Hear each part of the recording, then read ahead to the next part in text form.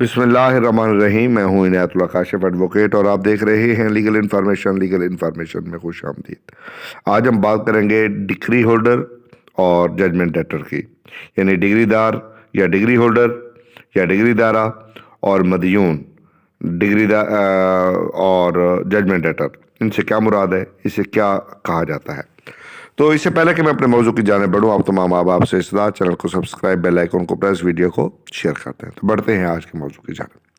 جب بھی کوئی عدالت کسی دعویٰ کا فیصلہ کرتی ہے اور وہ جس فریق کے حق میں کرتی ہے، تو جس کے حق میں فیصلہ کرتی ہے وہ ڈگری دار یا ڈگری ہولڈر کہلاتا ہے۔